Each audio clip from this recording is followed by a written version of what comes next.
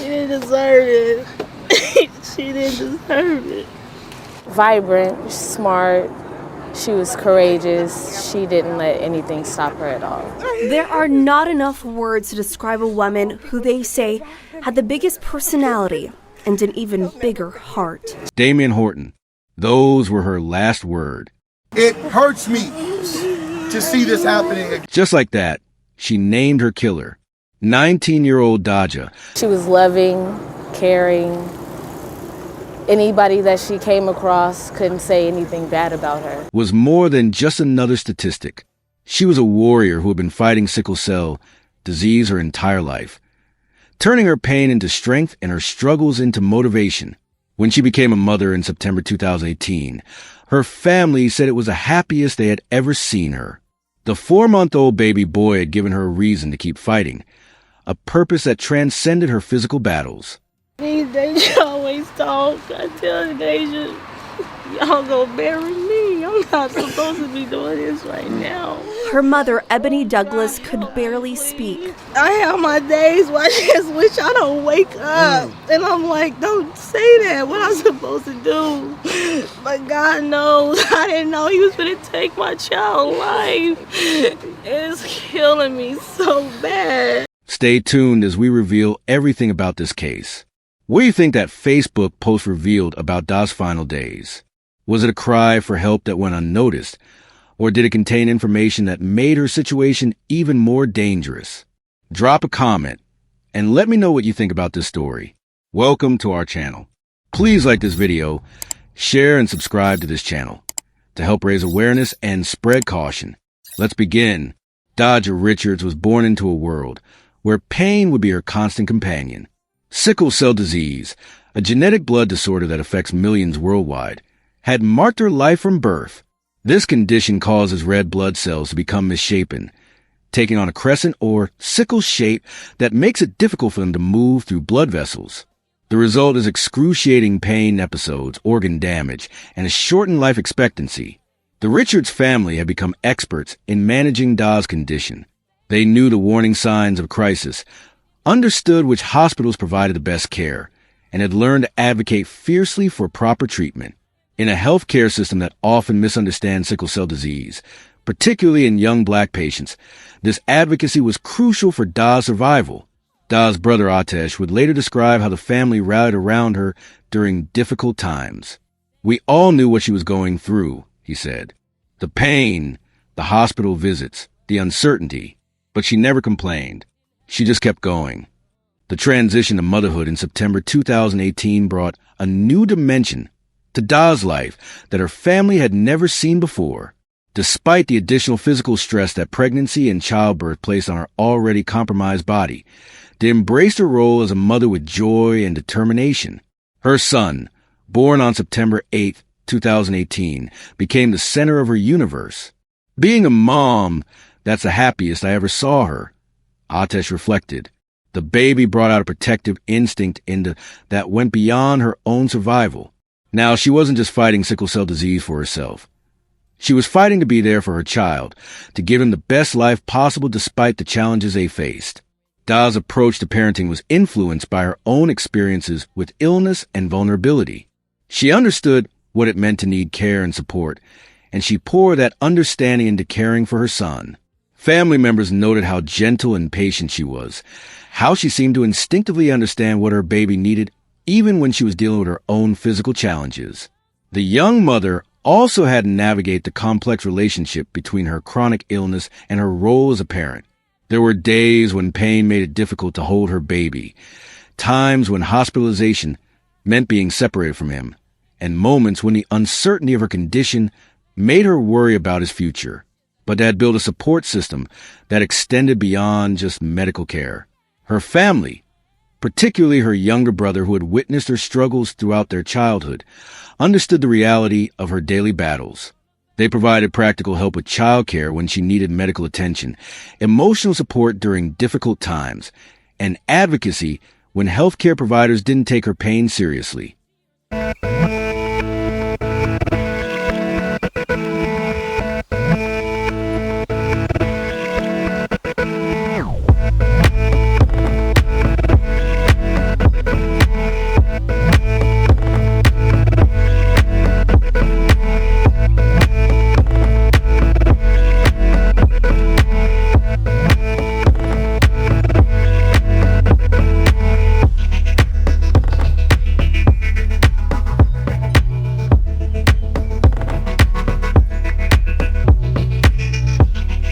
relationship with Damion Horton. 22-year-old Damion Horton entered Dajha's life at a time when she was already managing significant challenges. The exact circumstances of how they met remain unclear, but what became evident through court proceedings was that their relationship quickly became central to both their lives, particularly after they became pregnant with their child. The pregnancy added another layer of complexity to their relationship. Dajha's condition made her pregnancy higher risk, requiring additional medical monitoring and care. The stress of pregnancy could trigger sickle cell crises, and the physical demands of growing a baby put additional strain on her already compromised system. Those familiar with domestic violence patterns recognize how pregnancy often marks an escalation in abusive behavior. The increased dependency, the isolation that can come with focusing on pregnancy and health concerns, and the financial pressures of preparing for a baby all create opportunities for an abusive partner to increase control. Court documents would later reveal that Horton had an extensive history of domestic violence.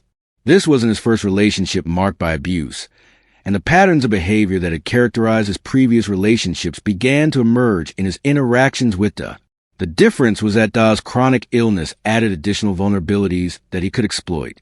This dependency became a tool for control. When Dajha needed help with the baby during a pain crisis, Horton was there, but his help came with conditions and expectations that gradually eroded her autonomy. The same person who provided necessary support also became the source of fear and intimidation. Dajha's attempt to maintain relationships with her family while managing Horton's demands created additional stress. She found herself caught between protecting her loved ones from worry about her relationship and protecting herself from Horton's reactions when she sought support elsewhere. Have you ever witnessed warning signs like these in your community? The intersection of chronic illness and domestic violence creates unique vulnerabilities that aren't always recognized by friends, family, or even healthcare providers. What state or country are you watching from? Share your observations about how we can better support people facing these complex challenges. The weeks leading up to January 8th, 2019, were marked by escalating tension that those close to began to notice, even as she tried to shield them from the full reality of her situation. The combination of caring for a 4-month-old baby, managing her sickle cell disease, and navigating an increasingly dangerous relationship had pushed her to a breaking point. Dajha's Facebook activity during this period would later become crucial evidence in understanding her state of mind. While the specific content of her posts hasn't been fully disclosed in court records, investigators determined that her social media activity reflected the stress and fear she was experiencing in her relationship with Horton. Family members began noticing changes in Dajha's behavior during the final weeks of her life. She seemed more anxious, less communicative about her relationship, and increasingly reluctant to discuss her living situation. For a young woman who had always been open with her family about her health challenges, this withdrawal was particularly concerning. The stress of the relationship was also affecting her health management. Chronic stress is a known trigger for sickle cell pain crises, and the ongoing tension in her personal life was making it more difficult for Dajha to maintain the stability that her condition required. She was caught in a dangerous cycle where relationship stress triggered health problems, which in turn made her more vulnerable to further abuse. But recognizing domestic violence in patients with chronic illnesses presents unique challenges. The legitimate need for support during health crises can mask controlling behavior. The isolation that often comes with managing a chronic condition can be difficult to distinguish from the isolation imposed by an abusive partner. The stress and anxiety associated with chronic illness can make it harder to identify when those feelings are being exacerbated by relationship violence. Dajha's attempts to protect her family from her situation also meant that many of the people best positioned to help her didn't fully understand the danger she was facing. She had spent years being strong in the face of medical challenges, and that same strength made her reluctant to admit that she needed help with her relationship problems. The presence of her infant son added another layer of complexity to Dajha's situation. Leaving an abusive relationship is always dangerous, but when children are involved, the stakes become even higher. Dajha may have feared that attempting to leave would put her baby at risk, or that her chronic illness would be used against her in any custody dispute. During the first week of January 2019, those closest to Dajha noticed an increase in her anxiety and fear. Phone calls became more hurried. Visits were cut short, and she seemed constantly on edge. The Facebook post during this period reflected her emotional state, though the full content of these communications wasn't immediately understood by those who saw them. January 7th, 2019, the day before the shooting, marked what would be Dajha's final full day of life. Family members who spoke with her that day later reported that she seemed particularly distressed, though she continued to minimize the extent of her problems when asked directly about her relationship with Horton. Dajha's 12-year-old brother, who was present in the house that morning, would later provide crucial testimony about the events leading up to the shooting. His presence in the home was both a blessing, as he was able to call for help immediately, and a tragedy, as no child should witness what he saw that day. The morning of January 8th started with what appeared to be a normal routine. There was caring for her baby. Her brother was getting ready for the day, and there was no immediate indication that this day would end in tragedy. But the underlying tension that had been building for weeks was about to explode into violence that would destroy multiple lives in an instant.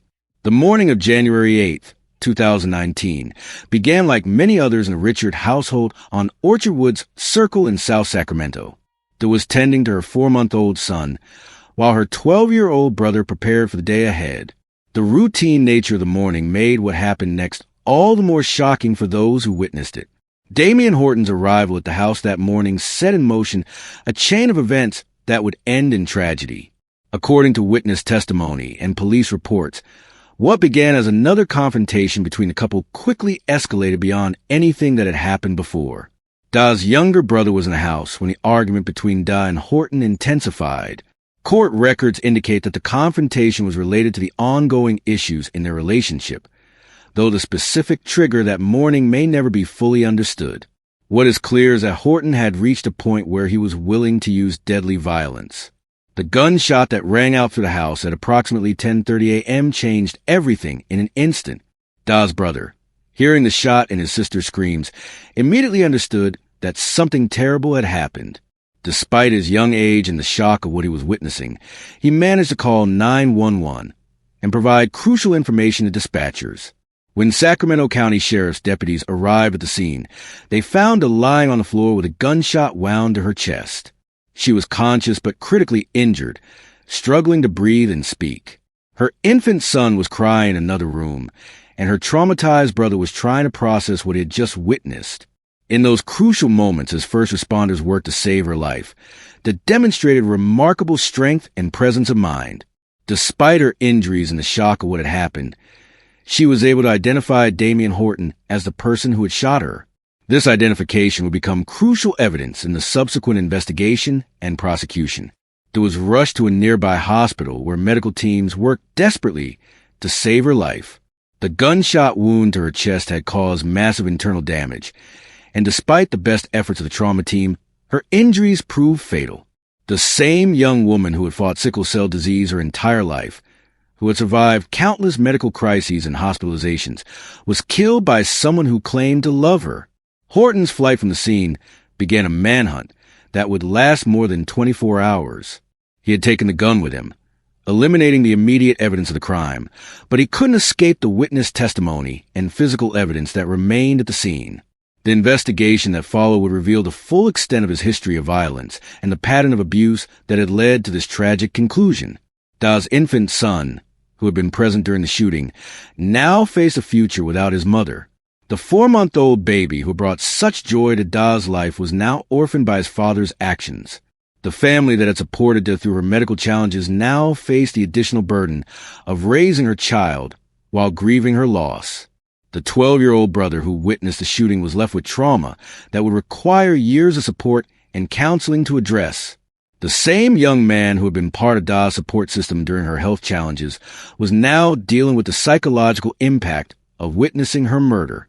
The community response to Dajha's death was immediate and overwhelming. Friends, family, and even strangers who had heard her story came together to mourn a young woman whose life had been cut short just as she was beginning to thrive as a mother. Vigils were held. Social media was flooded with memories and tributes, and the local community grappled with the reality that domestic violence had claimed another life. But even in death, Dajha's courage in identifying her killer ensured that justice would be pursued. Her final act of strength in naming Horton as her attacker provided investigators with the crucial evidence they needed to build a case against him, even as he attempted to flee responsibility for his actions. When Horton finally surrendered, he still had possession of the gun used in the shooting. This physical evidence, combined with Daj's dying declaration identifying him as her attacker and witness testimony from her brother, provided prosecutors with a strong foundation for their case. The Sacramento County District Attorney's Office took on the prosecution with the seriousness that Daj's case demanded. They understood that this wasn't just about securing justice for one victim, but about sending a message about the consequences of domestic violence and the particular vulnerability of victims who are dealing with chronic illnesses. During the legal proceedings, the full story of Daj's final months emerged. Testimony from family members, friends, and healthcare providers painted a picture of a young woman trapped between her need for support in managing her chronic illness and the increasing danger posed by her abusive partner. The trial proceedings were particularly difficult for Daj's family, who had to relive the trauma of her death while also caring for her infant son. The courtroom became a place where they could finally speak openly about the warning signs they had noticed, the concerns they had harbored, and their regret that they hadn't been able to protect her. Horton's defense team attempted to argue for lesser charges, but the evidence against him was overwhelming. Daj's identification of him as her attacker, the witness testimony from her brother, the physical evidence, and his own flight from the scene all pointed to his guilt in her deliberate murder. The jury that heard the case understood the gravity of what had happened. They saw the evidence of a pattern of abuse, the vulnerability of a victim dealing with chronic illness, and the devastating impact on a family and community. Their verdict reflected both the facts of the case and the broader message about accountability for domestic violence. In the end, Damion Horton was convicted of first-degree murder in the death of Dajha Richards. The court sentenced him to more than 76 years to life in prison, ensuring that he would never again have the opportunity to harm another partner. The lengthy sentence reflected both the premeditated nature of the crime and Horton's extensive history of domestic violence.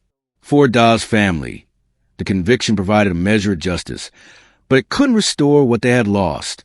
The young woman who had fought so hard to survive her medical challenges was gone, and no amount of prison time for a killer could bring her back or ease the pain of their loss.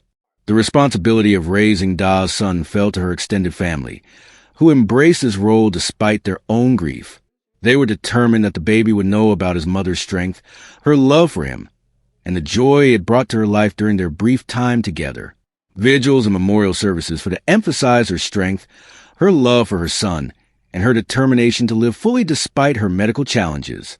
The community that mourned her loss also celebrated the brief but meaningful life she had lived and the impact she had made on those who knew her.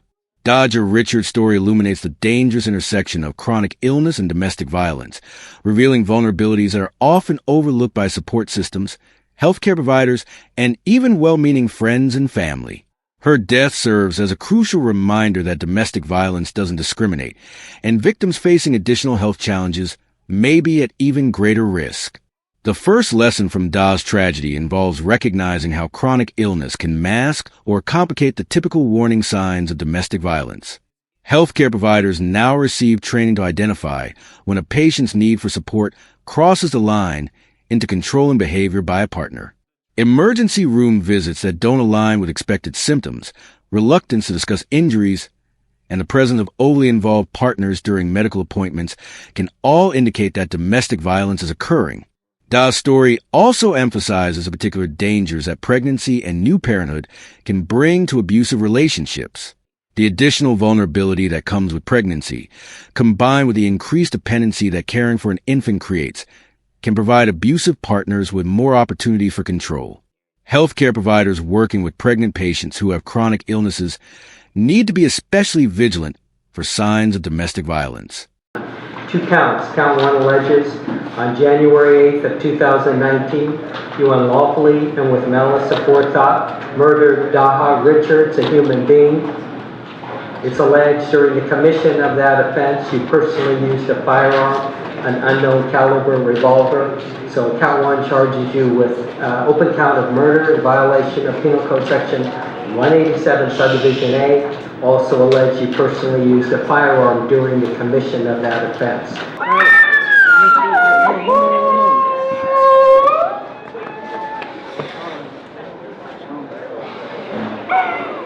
me, I want to make sure when I lay my little sister to rest, she truly can rest in peace, knowing that the person who took her away from us is really going to pay for what they did. You'll get justice. And I'm going to make sure my nephew will always know.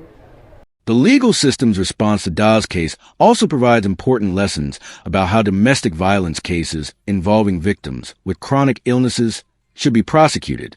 The recognition of Daj's particular vulnerabilities, combined with the pattern of Horton's previous abusive behavior, helps secure a conviction that acknowledges the severity of his crimes. Daj's legacy also includes the conversations her case has sparked about supporting young parents who are dealing with chronic illnesses. The intersection of new parenthood health challenges and relationship issues creates a complex web of vulnerabilities that require comprehensive support and understanding.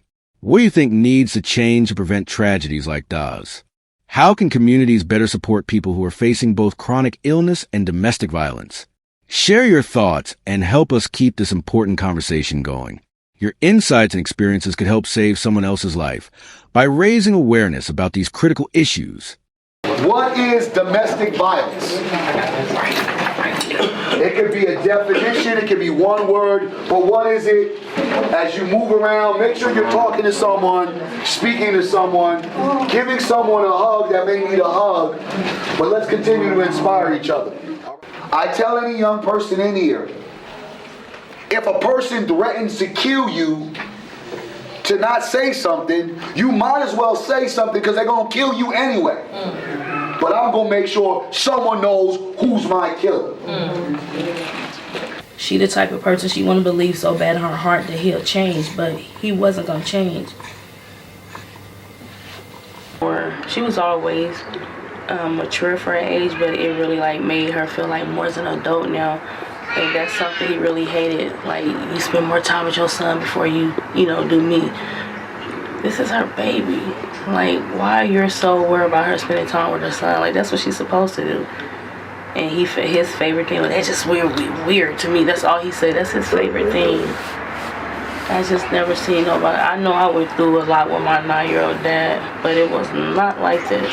Not like this at all. All she would say, Granny, you don't know what he's capable of doing. I said, Daja, please let me know. Because like I said, I was in an abusive relationship for 10 years. And Daja, she witnessed some of the bruises on my body. And she just hid everything just like this. I had this made. We just noticed, we looked on her body. There's a fresh mark. And we keep asking ourselves, how did we miss that mark on Daja? How did she hide this? I want to say to anybody, are you in a abusive relationship? Please get out. Because I don't think I can ever get over my granddaughter death. And I mean, it hurts. It hurts real bad because that was my baby. So many nights I lay there. I want to hurt myself so bad. My other grandkids, they love me, but I don't want to be here anymore. I just want my baby back. And I know I can't get her back. Because this is hurting. I'm trying so hard to be there for my daughter and my other children, but I'm really thinking hard. I'm asking God to please help me. I don't want to be on this earth. I can't make it without Daja. We've all witnessed this, the tragedy of Daja. We witnessed this over the last couple of weeks happen in our community, and it's impacted us all. Lord, we all know what it feels like to have a defining moment. We pray that this is a defining moment that changes the trajectory of this community of black women, but more so than that, that you would strengthen this family.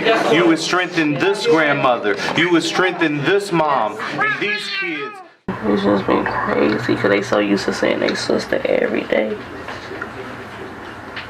You just feel weird, like coming here knowing she ain't here. Or me walking in the door, coming to see them, and she asking me, Mom, can I use the car? And you got $1? I'm so used to hearing that all the time. And now I just got memories and ashes.